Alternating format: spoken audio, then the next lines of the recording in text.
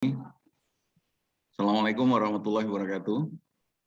Saya mungkin lebih banyak nggak membuka video nih ya, soalnya channelnya kurang baik. Pertama sekali saya ucapkan terima kasih kepada bapak-bapak, ibu-ibu yang ikut acara hari ini. Jadi dari PTPN, kemudian dari UNY Jogja, nih ada UT Jogja, dari UPN Jogja, dan berbagai BUMN yang lain. Jadi intinya saya ingin sharing sebenarnya, karena materi ini saya lihat sangat penting, karena kita memang di-challenge untuk membuat pedoman sendiri yang lebih efisien, lebih cepat, lebih baik untuk mencapai tujuan organisasi kita.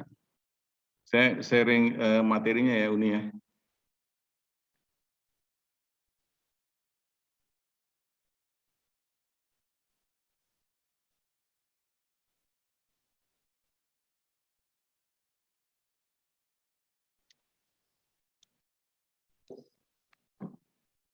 Sudah kelihatan?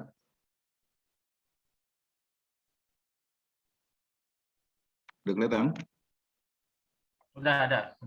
Oke, jadi materinya seperti title kita adalah transformasi pengadaan menuju pengadaan mudah, cepat, terpercaya, dan saat ini ditambah dengan berkelanjutan. Bagi BUMN, anak perusahaan atau afiliasinya, BUMD, BLU, BUD, dan penyedia, atau organisasi yang dapat membuat pedoman pengadaan sendiri. Nah, tadi Pak Isaac sudah cerita bagaimana banyak sekali peraturan yang, bukan banyak sekali, umumnya peraturan yang ada saat ini memang men-challenge organisasi ini untuk membuat pedoman atau sistem pengadaan sendiri. Jadi ini bagian saya ini adalah bagaimana transformasi itu. Nah ini saya coba meng-highlight ya, poin-poin yang sudah dideklar oleh LKPP sendiri dan oleh pemerintah Indonesia. Kemana sebenarnya arah pengadaan Indonesia ke depan?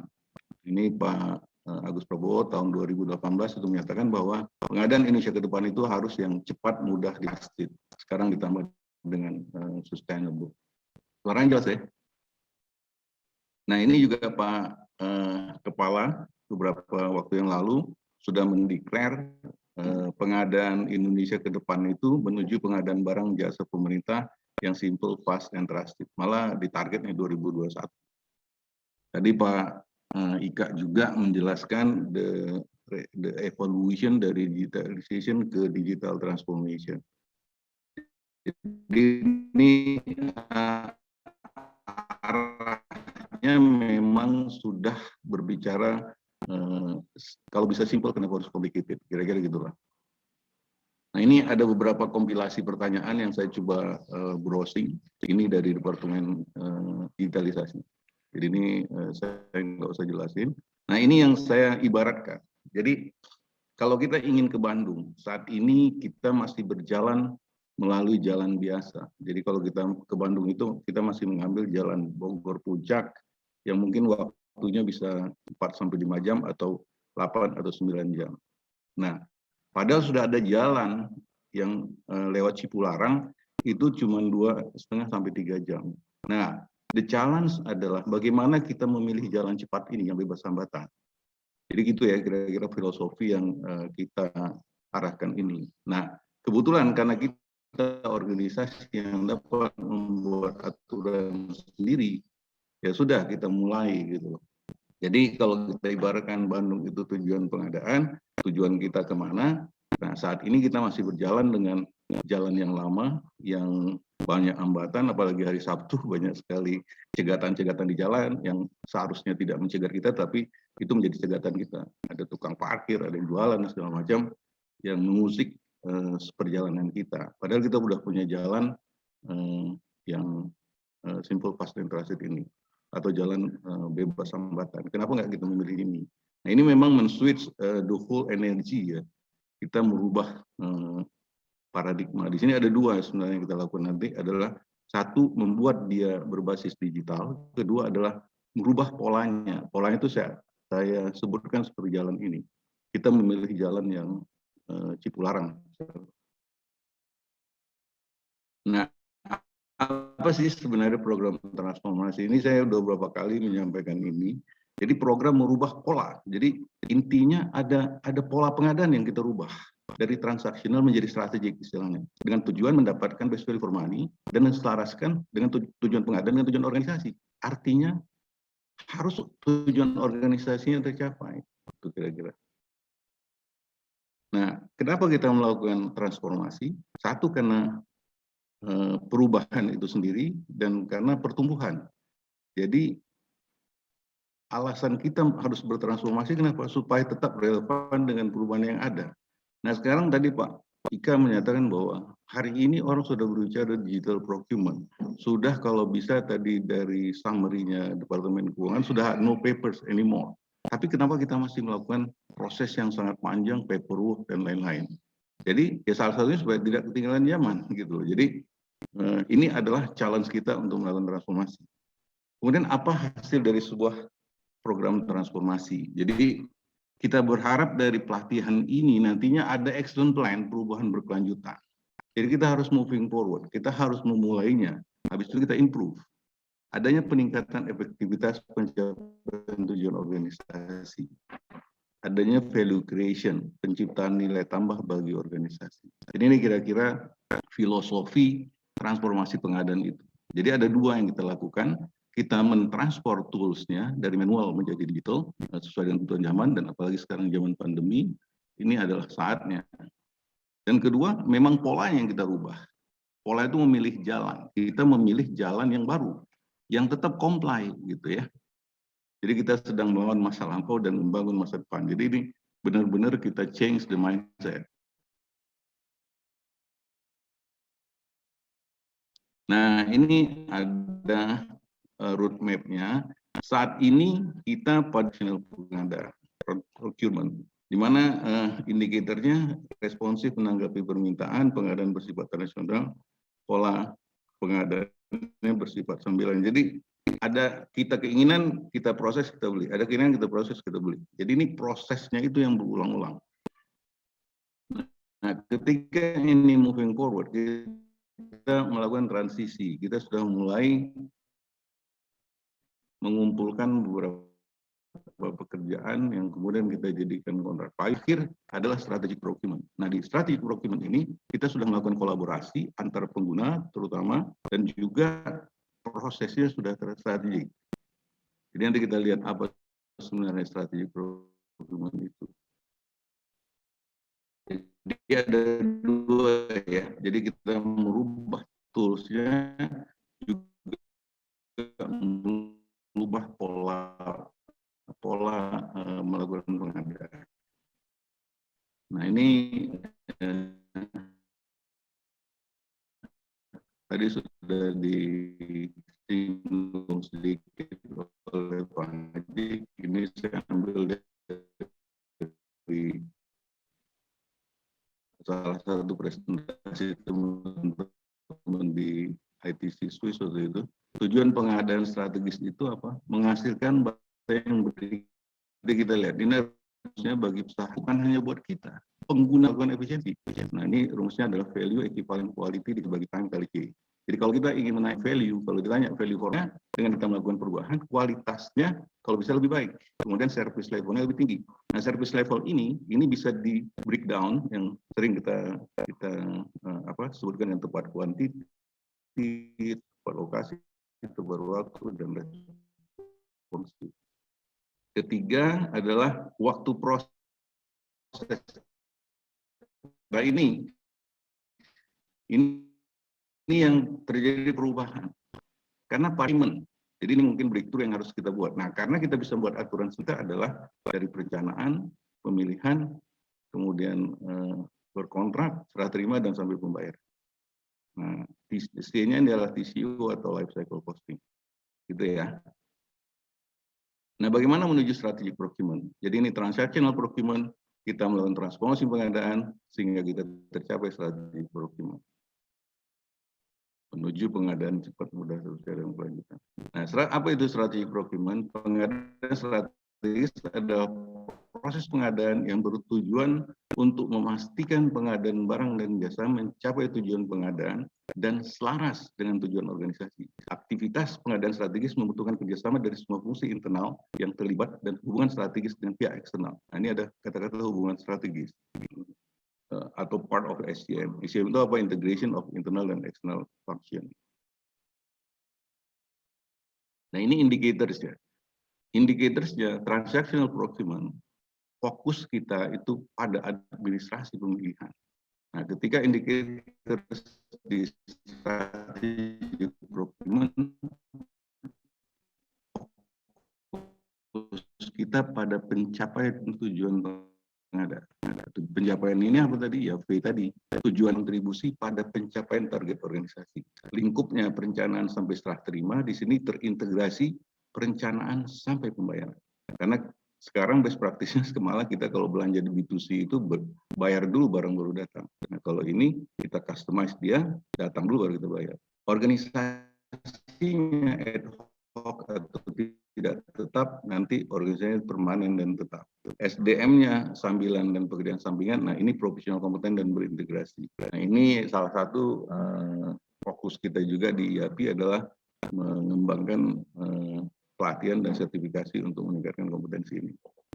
Sistem informasi otomasi proses pengadaan. Jadi kalau kita dari Pak Ika sebutkan prosesnya awalnya mungkin lelang cepat, ada sikap dan lain. Nah, sekarang proses digitalisasinya sudah P2P dengan kemampuan analitik atau kognitif.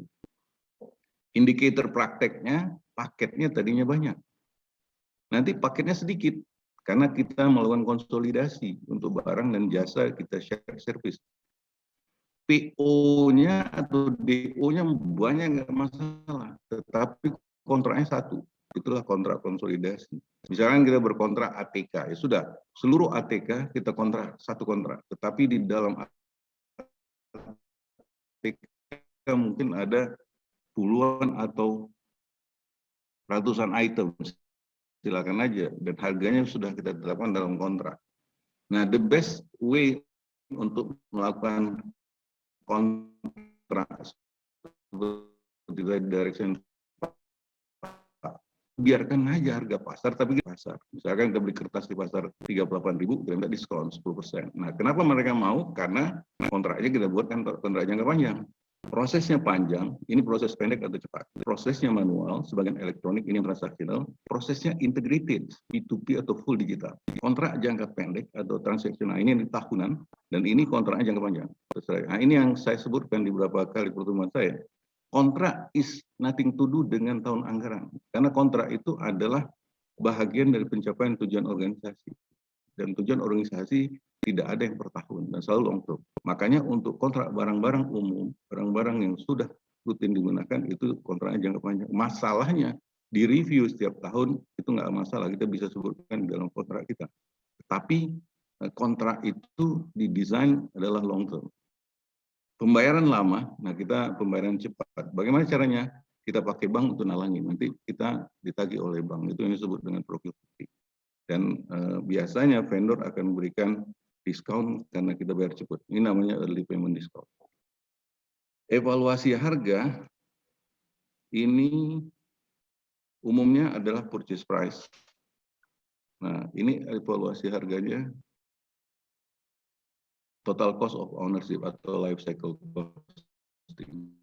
Jadi ini waktu kita menganalisa ketika kita memasukkan barang itu di katalog. Jadi kita lihat kalau itu alat, biasanya kita bicaranya TCU. Ini kalau ada pertanyaan mungkin di stop aja ya. Halo? Ya, siapa? Masih jelas ya suaranya? Masih, tapi kadang-kadang ini apa kayak ini jaringan ya, Pak? Masih jelas? Ya, jaringannya sering terganggu sedikit, Pak. Penyakitnya kalau bicara online nggak kelihatan orang itu. Masih jelas nih ya? Ya, masih jelas, Pak. Kadang-kadang suaranya agak terganggu dengan jaringan sepertinya, Pak. Kadang-kadang suaranya agak terganggu dengan jaringan, agak ini. Agak putus-putus. Iya, ini makanya. Saya nggak hidupin ya. Ya, Ya, betul. lanjut Pak. Oke, Lanjut. ini sekarang jelas nggak suaranya? Ya, sekarang jelas Ini Pak. sekilas saja karena ini udah berulang kali.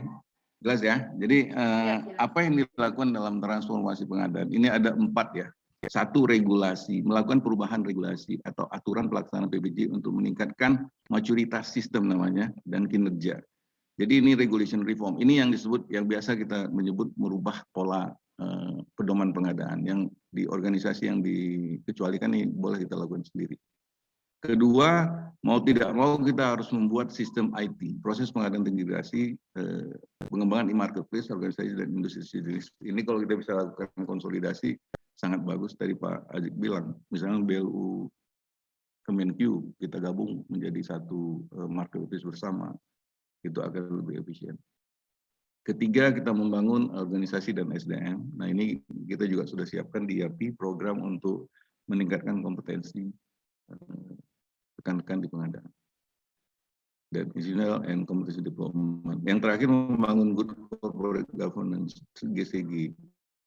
Jadi kalau ini semua jalan yang 3 ini based on digital, biasanya GCG-nya akan lebih bagus. Nah realitas ini mau tidak mau kita karena kita adalah pengadaan yang dikecualikan, kita melihat sekarang pengadaan telah menjadi salah satu topik hangat di Indonesia, salah satu negara di dunia yang paling banyak, ini sering saya sampaikan, menggeser membawa praktik pengadaan dari praktik perdata menjadi praktik pidana, dan mau tidak mau di KPK itu hampir 80% kasus korupsi adalah kasus pengadaan.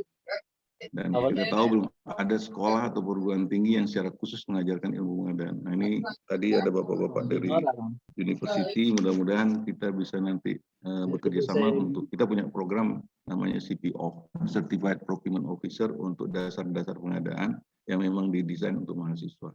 Jadi mahasiswa itu bisa memahami filosofi pengadaan. Kita harapkan dari sertifikasi itu nanti seperti itu. Sehingga saat ini banyak sekali orang yang bekerja di pengadaan itu latar belakangnya dari mana saja. Ada teknik manajemen, keuangan, manajemen SDM, hukum, dan lain sebagainya. Kalau si Uni dari mana itu nih? Uni background-nya apa itu? IT atau kesehatan? Gabungan IT dan manajemen. Nah, kan nggak ada kan sekolah pengadaan nih kan? Jadi pedoman pelaksanaan pengadaan berbagai organisasi di Indonesia, termasuk yang dapat membuat aturan sendiri seperti BUMN, BUMD, BLU, dan swasta, umumnya masih dibuat atau diturunkan berdasarkan pada pedoman pengeluaran anggaran pada Kepres tentang APBN yang berbasis tahun anggaran. Ini Perpres kita. Karena Perpres kita itu memang basisnya ada tahun anggaran, sehingga umumnya kontrak jangka pendek. Nah, itu yang harus kita reform kalau kita ingin mendapatkan best value for money. Nah, praktik pengadaan yang terjadi tetap banyak paket, kontraknya berdasarkan tahun anggaran atau jangka pendek, dan pembayarannya lama. Hal ini telah membuat praktik pengadaan kita sangat belum efisien karena semua organisasi di atas masih mempraktekkan yang namanya transactional procurement, belum melakukan praktek strategic procurement. Nah, ingat tadi transformasi pengadaan kita ini ada 2. Yang pertama, toolsnya kita digitalisasi, kedua polanya yang kita rubah. Jadi pola yang hari ini pola transaksional dan kita merubah menjadi strategic procurement. Gitu ya. Ini realitas saat ini. Kita ada salah satu negara di dunia yang paling banyak menggeser membawa praktik pengadaan dari perdata menjadi pidana. Nah, ini kalau kita browsing itu kasus di KPK itu sangat dominan kasus pengadaan. Kenapa? Karena kita lewat puncak tadi. Lewat puncak tadi kan banyak hambatan. Nah, kenapa nggak kita ambil jalur yang bebas hambatannya gitu, yang tidak ada yang mencegat-cegat di tengah jalan. Ora nyalip-nyalip. Halo. Nah, praktek pengadaan kita banyak paket umumnya dipepetkan ke batas nilai. Nah, ini yang terjadi saya lihat di beberapa BUMD dan BUMN. Ketika disuruh membuat aturan sendiri, yang dinaikkan adalah besar paketnya. Jadi yang 200 bisa 300 juta, penunjukan langsung atau 400 juta. Nah, kontraknya masih jangka pendek dan proses pembayarannya ada tempo. Jadi 3 ini paling kritikal yang saya lihat kalau kita ingin merubah pola pengadaan. Sehingga pengadaan menjadi sangat administratif, panjang, rumit, birokratis, atau kita sedang praktekkan transaksi Jadi kalau ditanya apa transaksi procurement, indikatorsnya ini tadi. Nah, kenapa ini terjadi? Ini kan kebijakan buat paket berdasarkan batas nilai. Jadi ada pembelian langsung, pengadaan langsung, 50, 100, dan 200 juta. Ini kontradiksi dengan kebijakan melakukan konsolidasi. Jadi ini saya melihat ada hakikat yang kita harus luruskan antara batas nilai dengan membuat kebutuhan untuk paket. Karena ini sebenarnya kalau dilihat sejarahnya, ini diturunkan dari Kepres APBN, ini adalah otorisasi mengeluarkan duit, bukan membuat paket. Nanti kita lihat. Kebijakan tahun anggaran. Ini menjadi kontrak. Nah, saya selalu bilang kontrak itu seperti orang merit long term, tetapi kalau membiayai atau mereviewnya per tahun silakan saja. Kebijakan, nah ini lagi kebijakan kualifikasi penyedia kecil, menengah, dan besar, kecil atau non kecil, penerapannya dilakukan terutama berdasarkan verifikasi dokumen, bukan diutamakan karena audit atau kunjungan fisik calon penyedia. Telah membuat banyak muncul afiliasi perusahaan dalam satu grup pemilik atau kasus pinjam bendera. Ini si Uni pernah angkat ini dengan Pak Andi ya, kasus pinjam bendera. Karena apa? Karena aturan. Kebijakan TKDN tingkatkan dalam negeri yang belum sinkron antar instansi pemerintah terkait. Di satu sisi, Kemenq yang mengenakan pajak barang impor bertentangan dengan kebijakan Kemenperin yang mendorong efisiensi dan TKDN. Ya ada saya melihat yang bisa diimprove sebenarnya. Kalau untuk mengimprove yang namanya, sekarang kan kita lagi bicara tentang TKDN. Sebenarnya TKDN ini kalau saya melihat di Cina itu sangat mudah. Kalau diwajibkan beli udah pasti TKDN jadi 100%. Jangan dilelang-lelang lagi. Peraturan pengadaan sebelum tahun 2000 lebih pada pengaturan pengadaan yang infrastruktur yang kompleks dan pelaksananya dengan melakukan prakualifikasi penyedia di setiap pengadaan, lelang manual telah mendorong pedoman pengadaan menjadi sangat administratif, proses panjang dan berulang-ulang. BUMN, BUMD, dan kita dibolehkan membuat aturan pengadaan sendiri berdasarkan prinsip pengadaan dan best practices. Nah ini yang paling tegas, terutama di Kementerian BUMN. Di situ disebutkan BUMN silakan buat peraturan sendiri berdasarkan prinsip pengadaan dan best practices. Nah ini best practices yang saya melihat selama ini kita masih mereferkan ke pengadaan pemerintah karena itu yang paling dekat. Padahal best practices di pengadaan internasional itu sudah seperti tadi, paketnya sedikit, konsolidasi, kontrak jangka panjang, dan bayar cepat. Tetapi kita masih meniru yang ada saat ini, paketnya dipecah-pecah, kontrak jangka pendek, bayarnya nggak jelas. Gitu ya. Jadi ini hal yang sangat kontradiktif yang kita copy paste karena kita memang belum melihat ada contoh real seperti ini. Jadi masih transaksi procurement. Jadi apapun yang kita lakukan hari ini saya melihat umumnya masih melakukan transaksi procurement.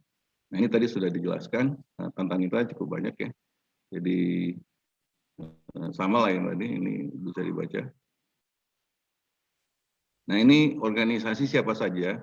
Nah ini ada pemerintah, ada profit dan non-profit. Di mana kita? Kita ada di profit organization atau non-profit di BLU. Jadi kita sebenarnya sama, pengguna itu bisa dibagi ini dari ITC, ada sektor pemerintah, profit dan non-profit. Di sini di profit ada sektor primer, sekunder, dan tersier. Jadi kita tahu dulu kita di mana, nanti kita bikin aturannya lebih clear. Gitu ya. Nah ini kalau kita lihat distribusi uang keluar di satu organisasi itu umumnya hanya 3. Satu gaji, satu lagi biaya kalau di swasta itu adalah biaya finansial, bayar bunga bank, bayar teks, dan lain-lain. Dan yang terakhir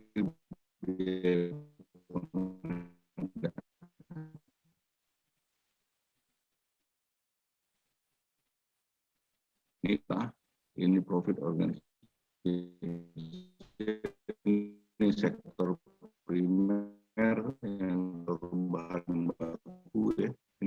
sekunder, manufacturers, dan sektor tersier. Artinya masih dominan pengadaan. Nah, makanya saya swasta, saya cari, kalau mau merubah pola pengadaan di untung akan naik itu 80%. Kalau saya bingung, ini sama, nah, ini dijelaskan oleh Pak Haji.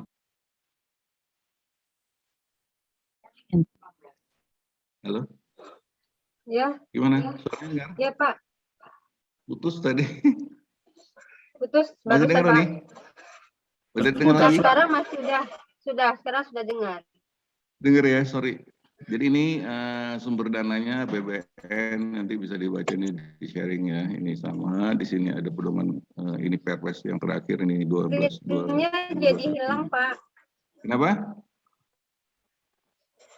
Screen-nya jadi hilang lagi. Ini hilang Screen-nya Bapak di-share. Oh, screen-nya hilang. Ya. Bentar.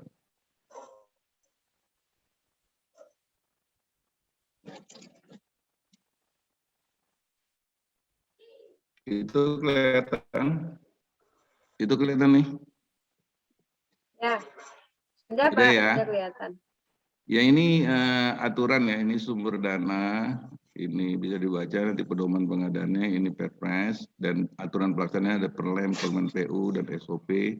Tantangannya adalah penyempurnaan mayoritas dan menerapkan peningkatan kinerjanya. Kalau di BUMN, dan ini dua nih. Kita tantangannya adalah mematurkan dan menerapkan.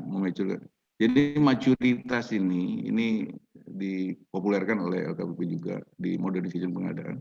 Maturity ini adalah mematurkan aturan. Kalau tadi ada 4 ya, sistem pengadaan itu ada aturan, ada IT, ada SDM dan organisasi, dan ada GCG. Yang pertama kita maturkan, kita matangkan dia sehingga dia memungkinkan kita melakukan terobosan-terobosan atau transformation. Seperti procure to pay itu kita atur dulu di pedoman kita sehingga nanti ketika kita melakukan itu tidak salah.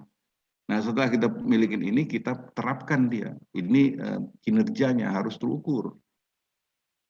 Jadi ada 2 challenge-nya. Dari semua organisasi di atas, best practices pengadaan internasional, ini saya ambil nih dari teman-teman di IPSM juga.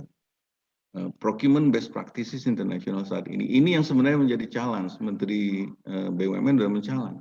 BUMN buat peraturan pengadaan berdasarkan prinsip pengadaan dan best practices. Nah, best practices ya sekalian aja world class internasional saat ini. Nah, intinya tetap mengikuti prinsip pengadaan.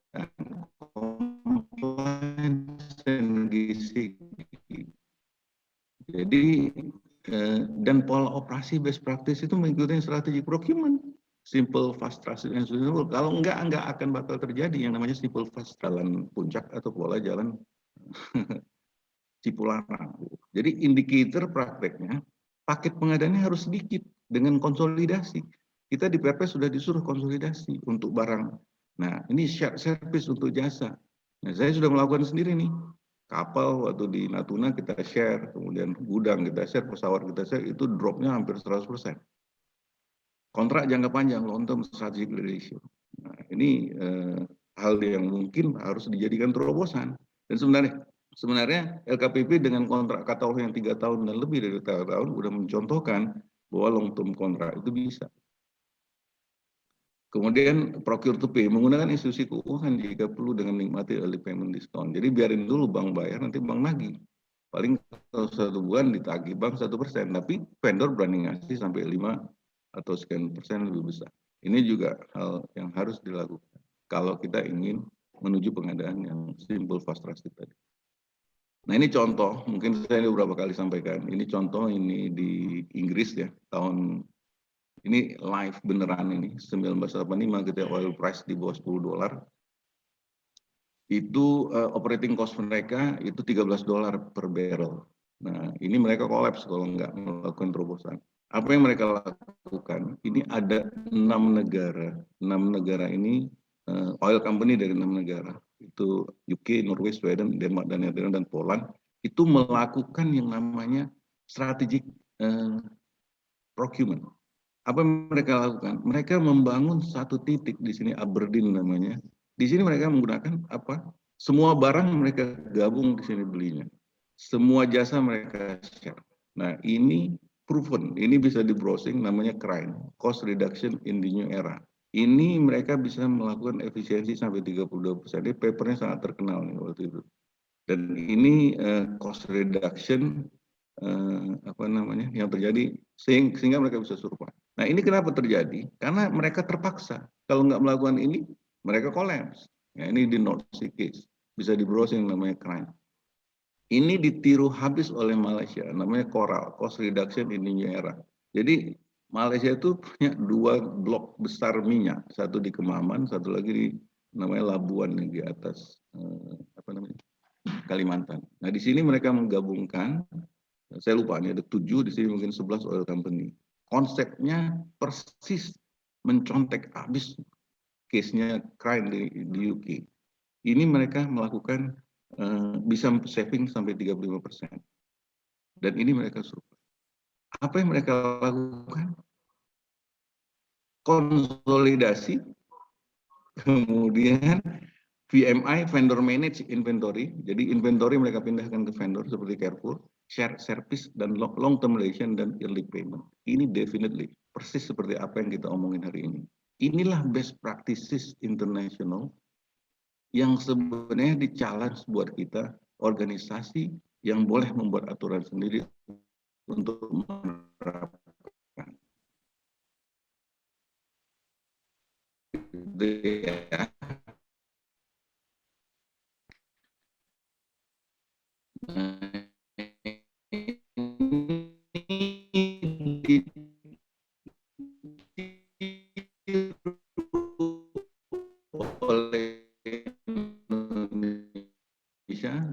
Indonesia ada Indonesian style. Jadi saya ulang lagi, di Inggris itu sukses karena terpaksa.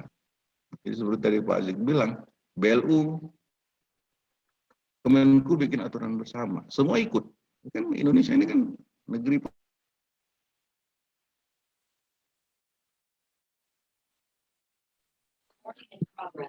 Ini putus lagi nih ya? Bagus. Kenapa?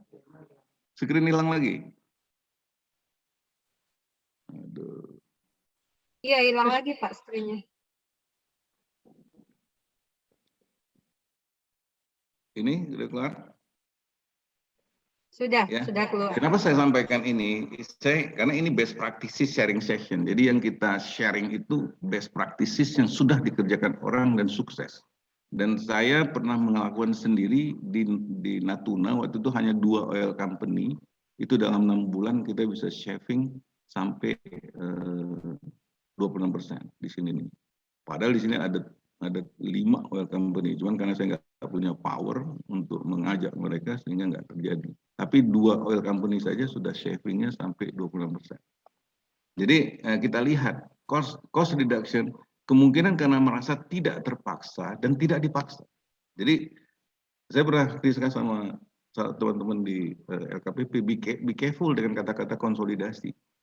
Kata-kata konsolidasi solusi, tetapi konsolidasi tidak bisa kalau enggak di 2 kondisi itu. Terpaksa kesadaran, dipaksa kearifan. Jadi kira-kira gitu. Nah contohnya ini, Kris ini tidak berhasil sampai hari ini. Nah tadi ada pertanyaan, bagaimana kita melingkagekan UMKM subkon dengan prinsipal?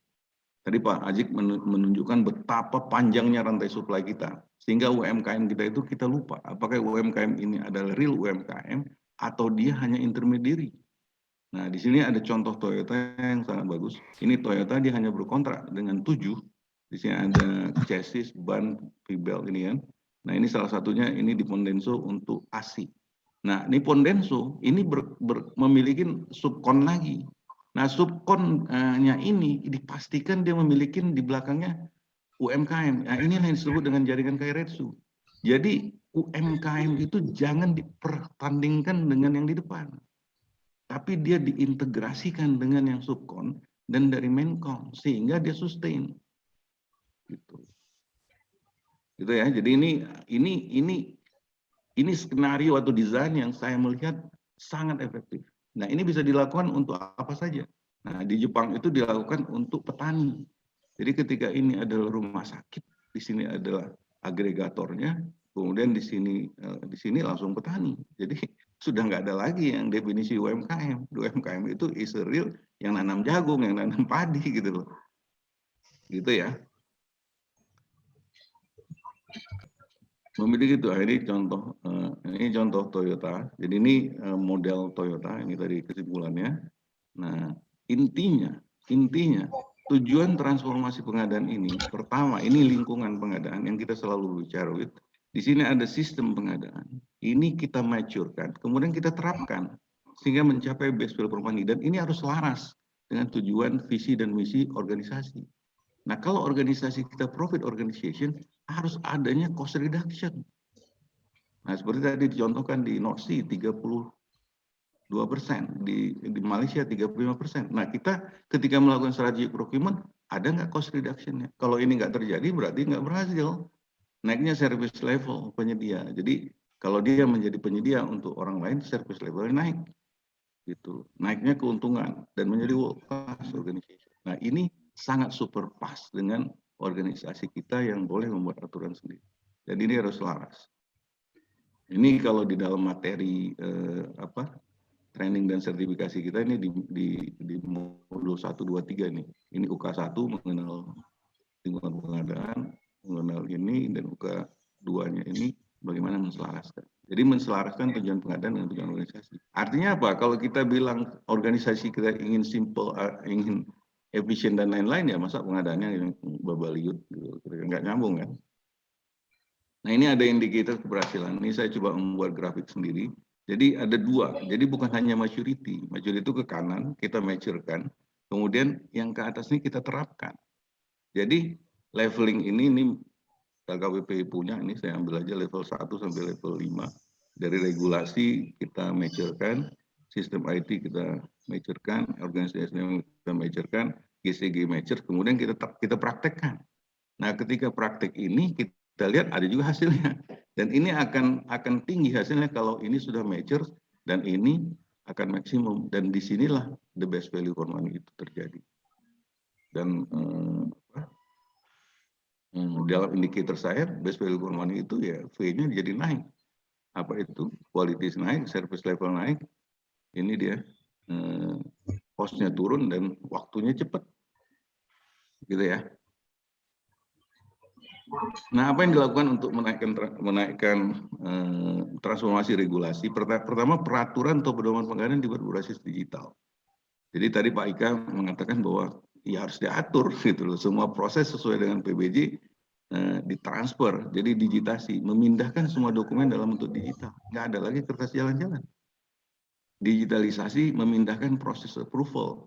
Nah, ini besok mungkin Bu Eka akan share bagaimana kita hampir 2 tahun ini memindahkan proses approval yang tadinya manual menjadi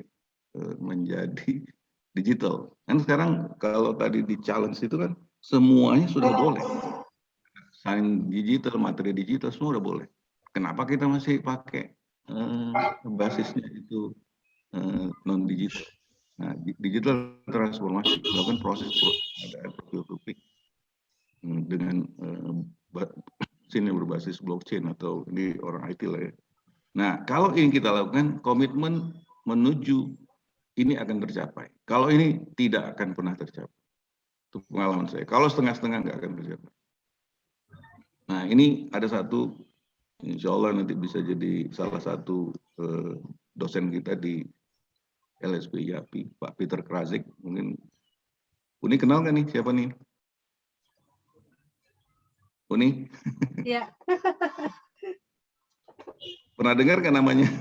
Iya, pernah dengar Pak. Kemarin juga Nah, ini ada Pak Peter Krazik. Ini yang menemukan teori supply positioning model ya. Nanti ini ada di materi sertifikasi kita. Jadi beliau mengatakan bahwa the Krazik matrix can be defined as a procurement portfolio qualification method as a starting point, either we go for a transactional or for a strategic procurement. Jadi ini ada 4 kelompok barang. Ada rutin, ada bottleneck, ada leverage, ada critical. Jadi ketepatan pedoman membuat paket pengadaan akan menentukan kita melakukan transactional procurement atau strategic procurement. Ya. Ini kata dia nih, buatlah paket pengadaan.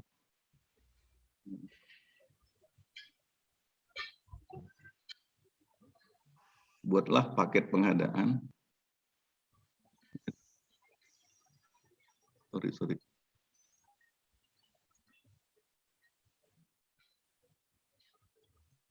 Kelihatan nih, Uni?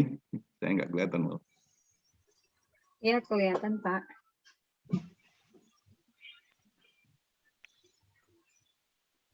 Sorry. Nah, buatlah paket pengadaan berdasarkan teori Krajcik Box, yaitu sesuai dengan apa nih? Saya nggak bisa baca. Nah, sesuai dengan jenis sektor dan size organisasi. Nah, ini itu dari sisi mendefinisikan paket. Itu konsep konsolidasi sebenarnya, nanti saya lihatkan ya. Kemudian IT itu harus integrated. Ini yang sekarang umumnya pengadaan kita masih di pemilihan penyedia yang online, tetapi belum seluruhnya. Sederhananya ini procure to pay dari ujung ke ujung. Apakah ini susah? Tidak. Sekarang aplikasi ini sudah banyak di pasar. Tinggal kita customize sesuai kebutuhan. Jadi nanti keluarannya ada katalog, toko online, sikap dan lain-lain. Ini bentuk aplikasi. Kalau saya filosofi aja. Filosofinya seluruh proses itu sudah dalam bentuk digital. Jadi transformasi sistem IT. Nah, ini yang menarik. Ini skema procure to pay. Nah, ini mungkin besok kita bisa lihat contoh yang sudah berjalan. Ini ada kita pengguna, ini katalog, ini penyedia. Jadi kita milih barang di penyedia, kemudian dia keluar di sini SPK atau PO, kemudian dia kirim barang, keluar BAST, kemudian kalau perlu ada BAPP, berita acara penerimaan barang, kemudian nanti invoice keluar otomatis, karena barangnya sudah di-approve. Karena critical point of invoice itu adalah barangnya, BAST-nya benar atau tidak. Kita minta 5 komputer, kalau datang 5, langsung invoice 5. Kenapa kita harus pakai jelimet lagi? Nah, ketika invoice-nya sudah diterima, yang belum terhubung itu adalah pajak. Nah, pajak kita upload, karena vendor akan bayar ke pajak. Nah, ketika ini sudah ada semua, trio matching-nya ada SPK, ada BST, ada invoice faktur pajak, internal approve. Internal approve tergantung otorisasi. Nah, di sinilah tadi paket. Nah, kalau dia sampai 200 juta satu orang, kemudian 500 juta 2 orang, di atas 1 miliar 3 orang, silakan. Nah, setelah di approve, langsung instruksi ke bank, dan bank langsung bayar. Jadi tidak ada delay di payment. Nah, nanti bank menagih ke sini atau pakai uangnya mereka. Dan dengan membayar ini cepat, penyedia akan memberi namanya early payment discount. Nah, ini bisa luar biasa. Kalau ini 1 bulan cuma 1%, ini dia bisa ngasih 5 sampai even 7% discountnya karena dibayar cepat. Jadi kita punya 3 best value of value creation itu apa? Dari kontraknya dibesarkan, kemudian waktunya dipanjangkan, ya dari security, ketiga dibayar cepat. Itu aja. Ini konsep procure to pay. Kemudian kelembagaan ini saya ambil dari desain LKPP, di sini ad hoc, kemudian di sini jadi Center of Excellence. Jadi pengadaan itu menjadi Center of Excellence dari perencanaan, pelaksanaan, SDM, semua ada di pengadaan. Jadi kalau kita bilang pengadaan is a part of integration supply chains, UKPBJ atau Procurement Department itu sebagai Center of Excellence, sebagai koordinatornya. Nah, ini program sertifikasi, ini kita desain dari proses yang kita definisikan sebagai proses pengadaan, dari perencanaan, proses pengadaan, mengelola kontrak swakelola, mengelola logistik dan pembayaran. Nah, kita punya clustering, di sini ada CPO, kompetensi untuk melakukan pemilihan lah kalau kita di familiar. Nah, ini ada CPO ini yang kita desain untuk mahasiswa, nanti bapak-bapak dari UND, perguruan tinggi kita bisa discuss. Jadi kemampuan mereka bisa jadi staff untuk membantu tim pengadaan. Kemudian ada CPSP, Certified Procurement Specialist, ini dari perencanaan sampai penentuan pemenang. Jadi kita berbicara kompetensi ini sesuai dengan proses pengadaan. Jadi ini ada cluster, ini ada cluster. Nah, kemudian ada cluster yang kuning. Ini kita sebut dengan CCMS, Certified Contract Management System. Nah, ini kalau di originalnya ini adalah sampai sini, tetapi di LSB Pengadaan Indonesia kita extend ini sampai ke pembayaran. Jadi nanti ada additional materi yang kita berikan. Sehingga kita punya kompetensi CPO, kemudian CPSP, CCMS dari sebelum kontrak sampai penerimaan dan pembayaran. Dan yang terakhir di sini CPSC untuk manajer yang menerapkan perubahan. Nah, ini kita harapkan adalah manajer-manajer yang melakukan perubahan. Jadi saya ngambil desain ini, desain ITC, di mana CPST ini ekivalen dengan advance, diplomanya ITC, di mana mereka melakukan perubahan. Jadi bisa bikin paper atau praktek pengadaan di tempat mereka. Nah, transformasi GCG dengan kita menerapkan end-to-end based IT proses, ini kita sudah otomatis menerapkan yang namanya GCG. Nah, kita menerapkan RACI, nanti ini mungkin di pelatihan khusus ya, apa itu RACI? Ini responsible, accountable, consult, inform, dan cross-checking sistem pada tugas dan wewenang pelaku pengadaan. Ini yang saya melihat banyak rancu, makanya banyak diskusi tentang banyak sekali pekerjaan seperti PPK itu overlapping. Kenapa? Karena nggak melihat RACI-nya. Jadi RACI itu yang mendesain, membuat planning dia, yang memilih dia, yang menerima barang dia, yang bayar dia, itu nggak boleh. Nah, ini ada namanya cross-checking. Dan kita di dalam sistem ini nanti kita terapkan, tapi sudah based on digital. Kemudian menerapkan procurement reward. Jadi dari mana rewardnya? Rewardnya bukan dari banyak paket, tapi dari efisiensi yang dilakukan. Nanti saya lihatkan contohnya. Kemudian kita implement whistleblowing kalau perlu, melakukan transformasi mindset. Dan ini yang paling susah adalah menerapkan, ini menaikkan performance. Ini pengalaman kita, ini perlu change management. Jadi ini harus perlu yang namanya inisiatif dari BUD kalau kita di BUMN, BUMD itu harus mau berubah. Nah, bagaimana mendapatkan insentif? Ini contoh. Ini contoh perusahaan X. Di sini ada Rapan Giraga. Nah, kita tahu tadi bahwa biaya ini kalau di squeeze atau digabung itu cuma ada 3. Ada biaya pengadaan, ada biaya untuk karyawan, gaji, dan ada biaya keuangan atau admin. Ya, ini ada 3 nih. Atau nanti biaya paling ada hibah sedikit. Nah, yang kita lakukan adalah bagaimana kita saving dari yang merah ini. Nah, ini contoh. Ini keuntungannya, perusahaan ini hanya 4,3%. Transaksinya, income-nya 8,3 triliun. Pengadaannya 6,5 triliun. Untungnya cuma 356 miliar. Nah, kalau kita bisa menghemat pengadaan dari 6,5, 10% saja, 5% saja, ini sudah 91% naik untungnya. Artinya, untuk menaikkan laba itu tidak susah, nggak perlu naikkan sales. Jadi, reduce saja pengadaannya. Caranya melakukan strategic procurement. 10%, ini bisa naik 183%. Apakah ini bisa dilakukan? Saya pernah melakukan. Jadi kalau challenge ini, insya Allah bisa.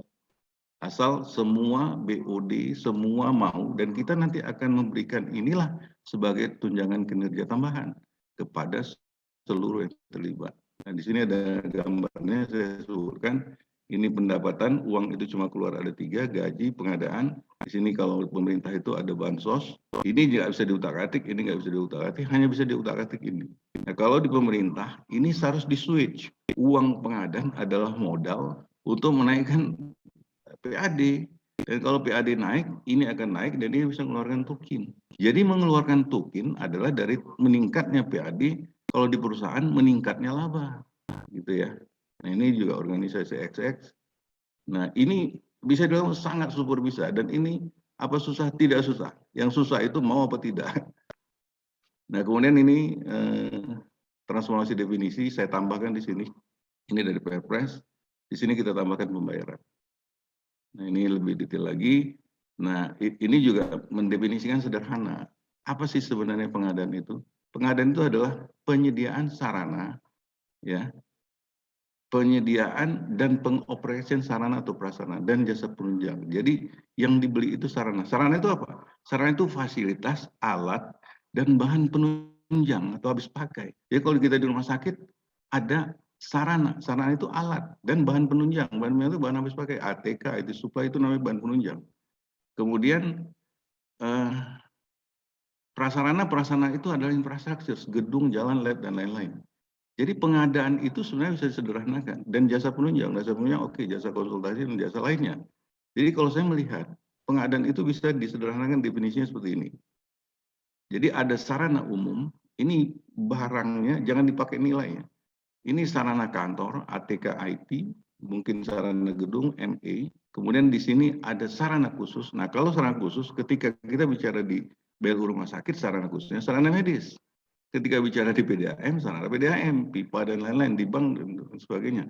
Nah, di sini ada sarana umum yang ada di semua organisasi. Nah, ini sebenarnya konsep katalog nasional. Di situ ada TK, IT, semua yang dipakai oleh seluruh organisasi. Nah, di sini namanya konsep katalog sektoral. Dan ini desainnya seharusnya seperti ini. Kemudian ada prasarana. Prasarana itu cuma 2. Prasarana baru, ini proyek. Ini silakan dilelangkan. Ya. Nah, ada prasarana lama. Ini pemeliharaan. Jadi sarana lama itu, saya belajarnya ini dari Singapura ya, bagaimana mereka membuat cleaning service mereka itu sangat bersih. Karena apa yang dibayar bersihnya. Jadi pemeliharaan, jangan bayar orang dengan consumable-nya, nggak akan pernah bersih. Nah, di sini pakai yang namanya performance based contract. Jadi kalau kita melihat desain dari pengadaan ini, kalau kita sederhanakan, bagaimana kita mendesain kebutuhan. Ini yang kata Peter Krasik tadi, desain dulu apa yang Anda mau beli. Gitu ya. Nah ini, saya mencoba ini di salah satu PDAM. Identifikasi kebutuhannya, ada sarana, sarana umum, sarana SPM, sarana stok. Jadi ini, kemudian ada prasarana. Nah yang ternyata yang besar itu adalah sarana. Jasa pendukung, ada konsultan lainnya. Ya udah, inilah pengadaan. Ya, bagaimana kita melakukan ini? Solusinya, solusi ini semua bisa katalog. Gitu. Nah, kalau yang namanya prasarana, ini kalau prasarana umum, oke. Kita bisa melakukan untuk pekerjaan sipil bisa swakelola atau melalui penyedia. Ini bisa kita adopt yang dari yang sekarang, tapi ada juga yang kita bisa lakukan terobosan gitu. Jasa pendukung sama begitu. Nah, ini ada satu mindset yang mungkin harus kita sama-sama pahami ya. Ada shifting paradigm. Jadi dalam melakukan transformasi ini tadi ada pola, ada juga paradigma yang harus berubah. Jadi dana APBN, APBD atau organisasi yang dikeluarkan melalui proses pengadaan barang adalah modal untuk menaikkan penerimaan APBN, APBD organisasi. Ini yang kita selalu lupa. Bukan anggaran yang hanya dihabiskan untuk peningkatan penyerapan. Jadi kalau tadi dikembalikan ke sini, ini uang keluar ini dikeluarkan bukan untuk dihabiskan, tapi dikeluarkan untuk meningkatkan ini. Kalau di sini pendapatan, kalau di BUMD, BUMN ini adalah peningkatan penerimaan, termasuk penerimaan negara. Gitu ya. Jadi ini jangan disia-siakan. Jadi ini harus efisien. Yang kita selalu bilang efektif, efisien. Indikator siapa? Daya serap. Bukan gitu. Indikatornya naik nggak PAD-nya, naik nggak APBN-nya, penerimaan APBN. Penerimaan APBN itu cuma sederhana. Pajak, retribusi, dan dividen. Dividen kalau di daerah, dividen BUMD. Kalau di pusat, dividen BUMN. Nah, pernah nggak kita mengevaluasi berapa kontribusi BUMN kepada negara? Sangat kecil. Kenapa? Karena konsep ini kita masih menganggap ini uang dihabiskan, di sini juga melakukan pengadaan ini dihabiskan.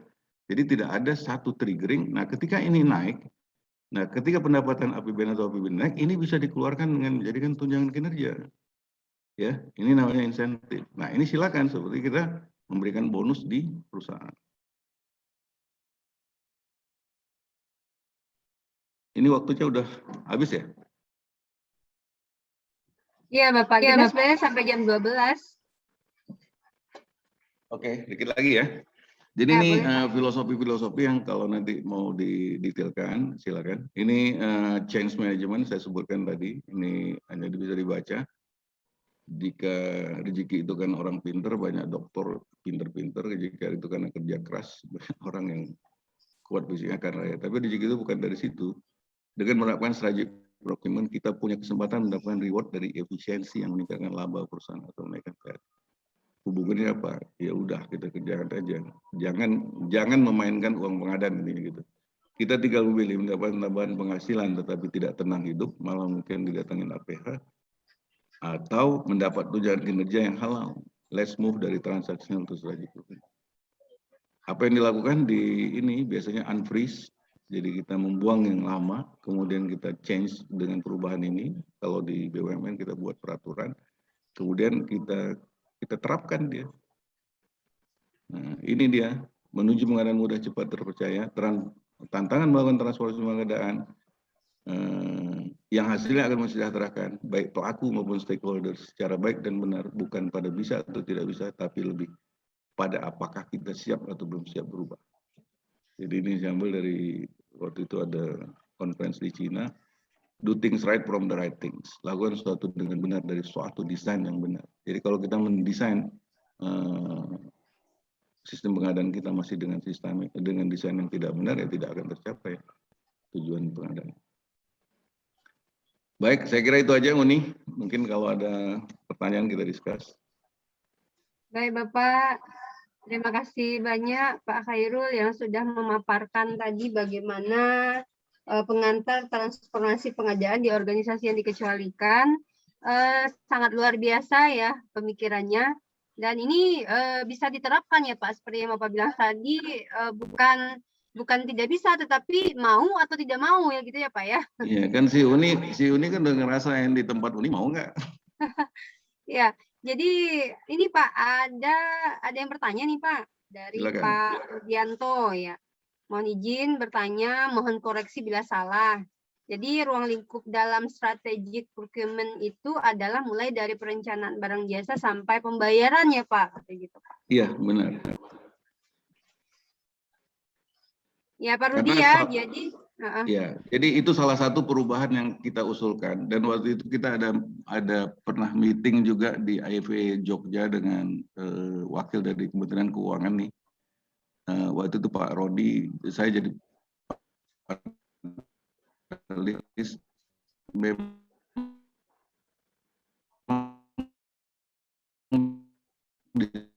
setuju sebenarnya nanti procure to pay, cuman kalau perubahan silakan.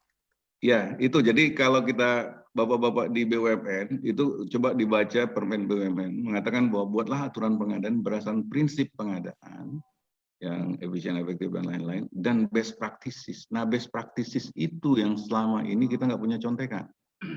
Jadi yang kita tampilkan hari ini adalah international best practices yang diterapkan oleh world class organisasi yang tadi kata Pak Ajik itu juga bisa kita terapkan karena kita bahagian dari organisasi itu gitu. Gitu nih. ya oke Bapak. Sudah cukup mencerahkan ya Pak Rudianto ya.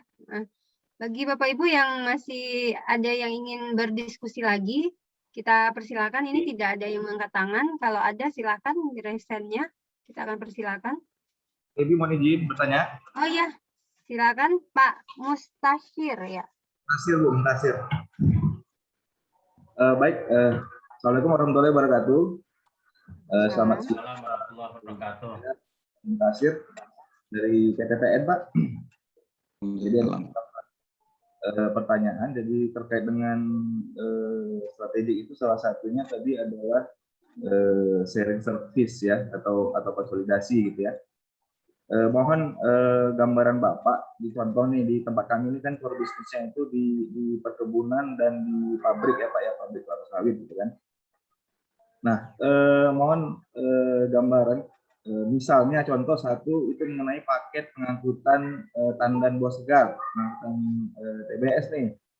Ini kan masih kita laksanakan misalnya per tahun per kebun nih. Nah, ketika kita terdiri dari ada kurang lebih 30-an kebun. Nah, apakah kita bisa laksanakan melalui proses sharing service tadi sehingga seluruh paket digabungkan?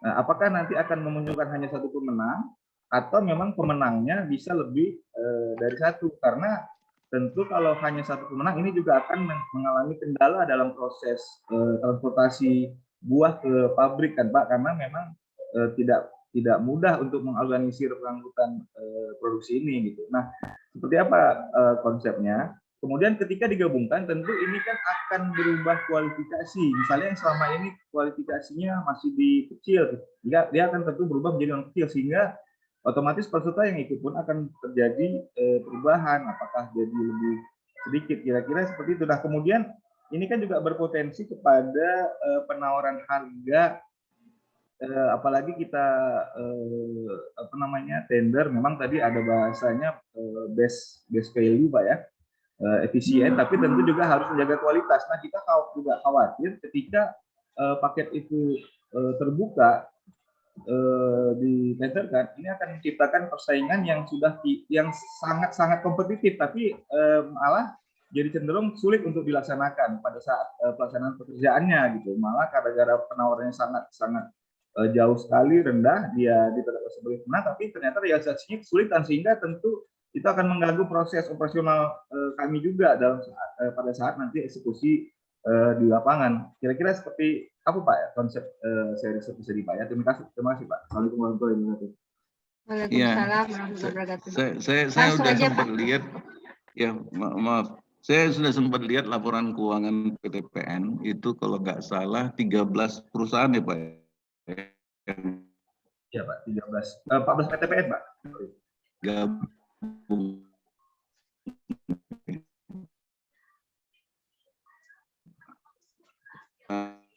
Suara Pak Khairul putus-putus. Jadi gini, jadi ada dua Pak. Yang pertama dilakukan adalah, jadi gini Pak. Jadi ada dua yang kita lakukan. Pertama, tadi Pak Ika juga mengatakan bahwa kalau untuk barang atau jasa yang sudah ada di pasar, malah cenderung jangan lakukan lelang Pak.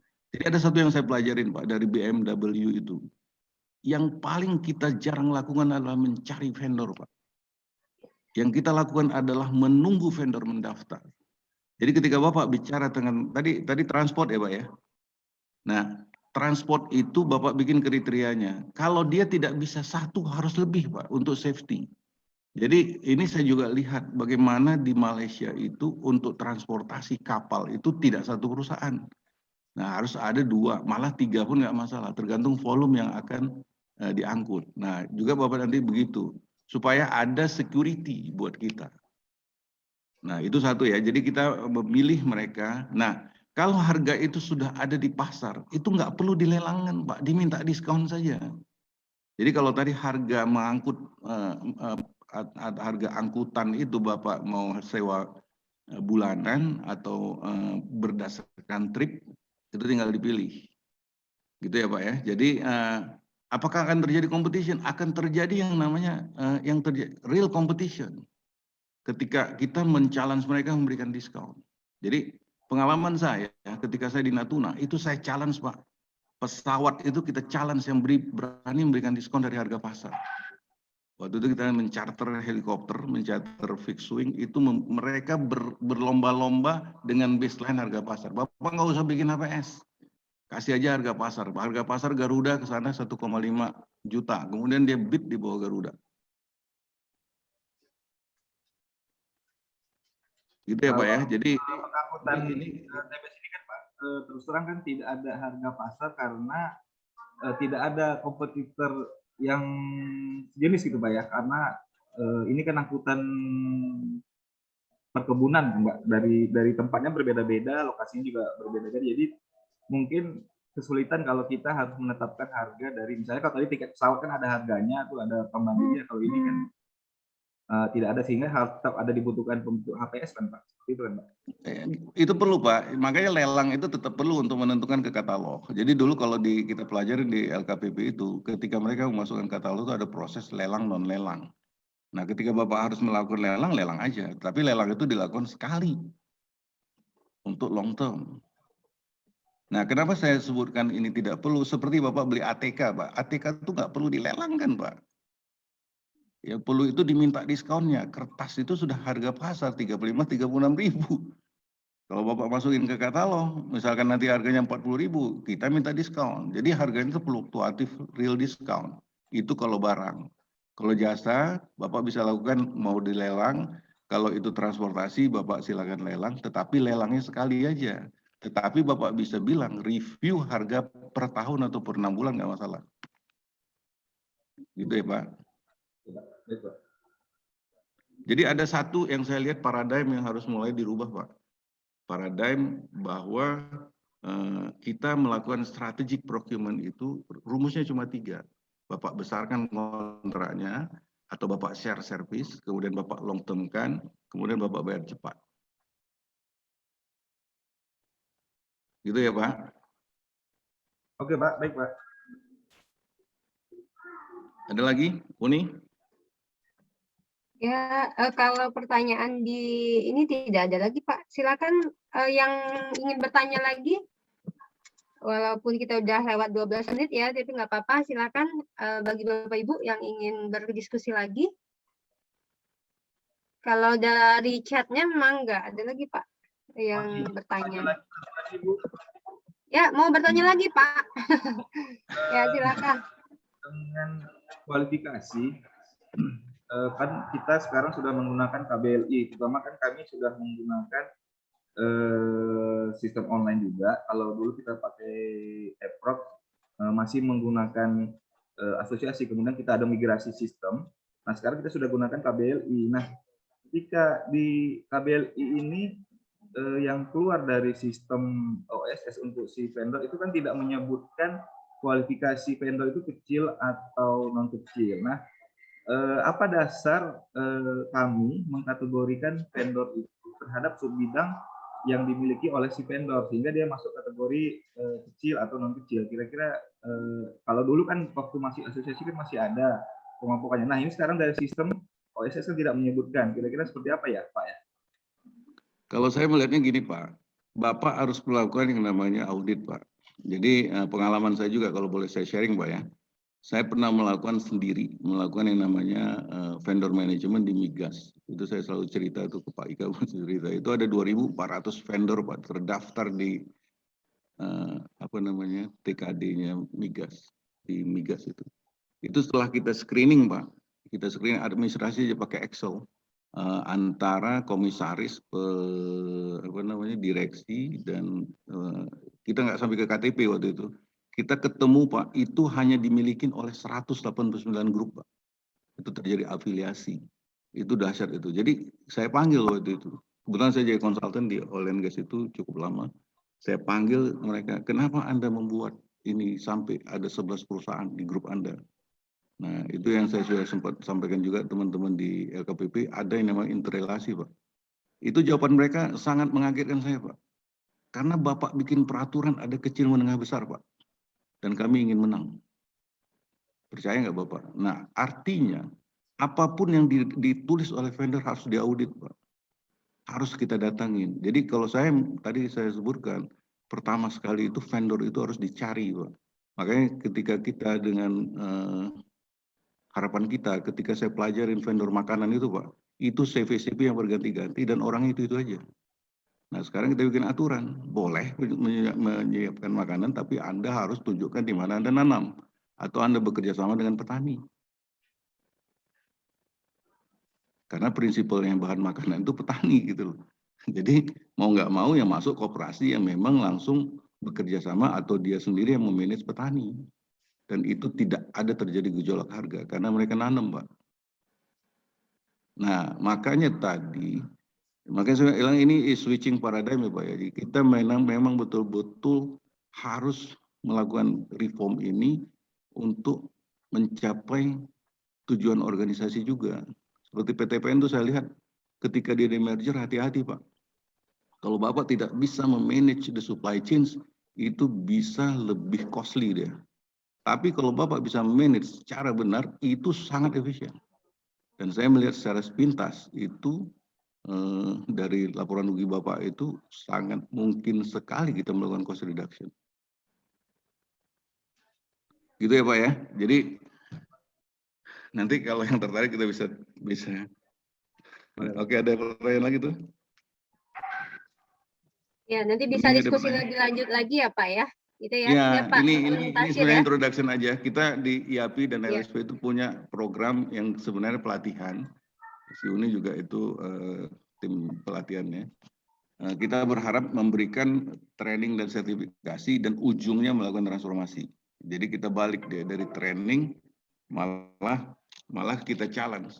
Anda kalau mau melakukan transformasi kita kasih lewat training.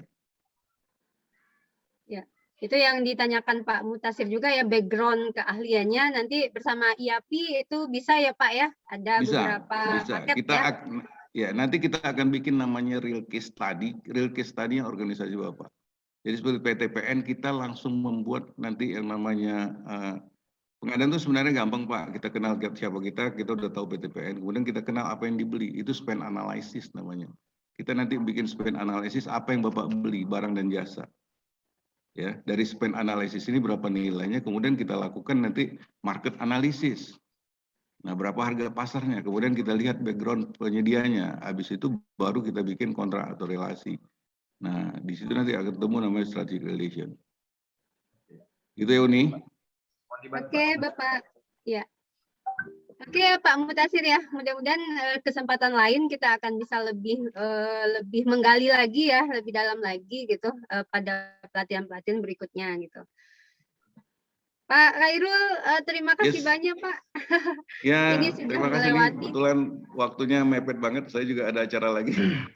Oke Bapak, ya. Tapi sebelumnya Pak, kita minta close statement Pak sebelum mengakhiri Pak itu.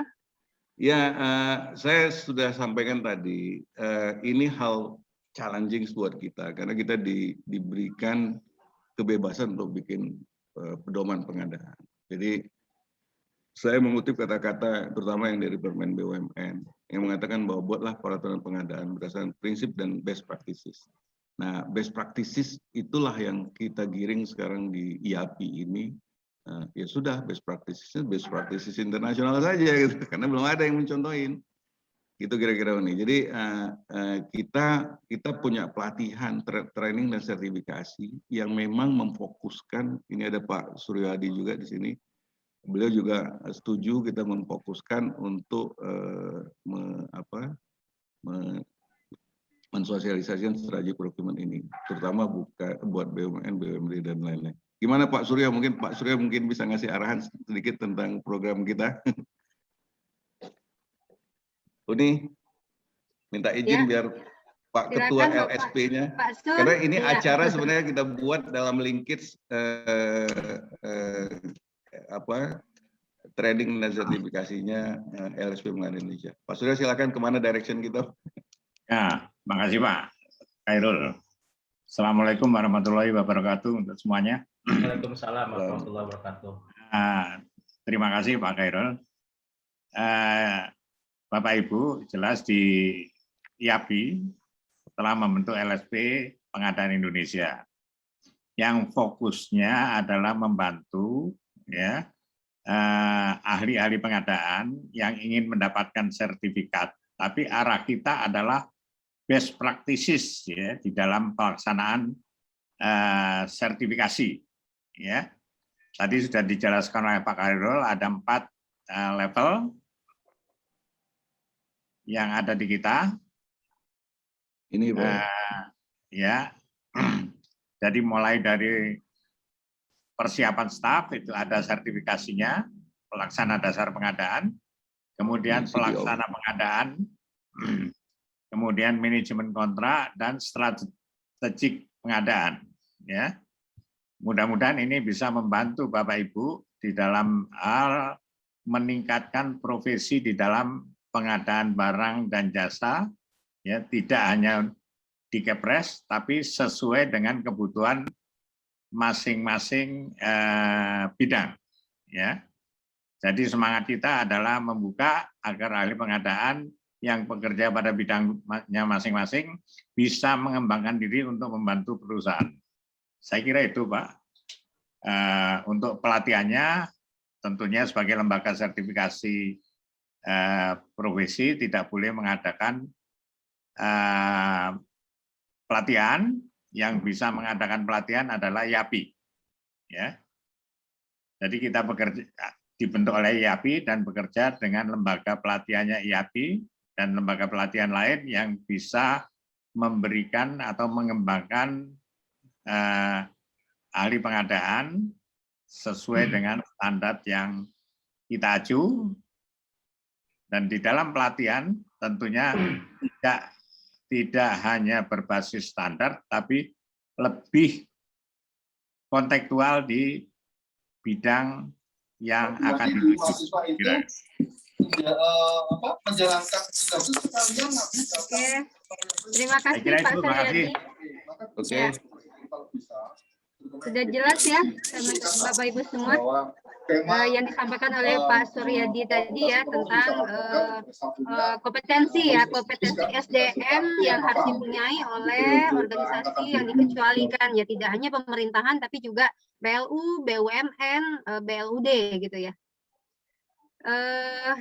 Baik Bapak Ibu semua, pada hari ini mungkin hanya 2 sesi saja pembahasan kita yang ditambah dengan keynote tadi yang sudah disampaikan dari para narasumber kita yang luar biasa.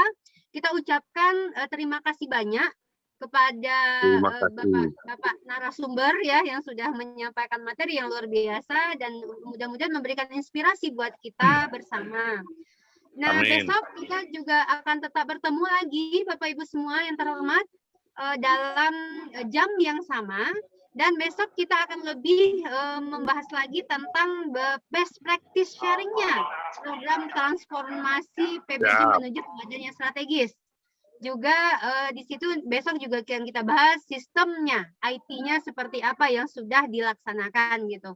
Ya, jangan lupa besok kita tetap bergabung kembali yang akan kita bahas besok. Oke, Bapak Ibu semua, dalam kesempatan ini saya sebagai moderator mengucapkan terima kasih atas perhatiannya, mohon maaf atas segala kekurangan.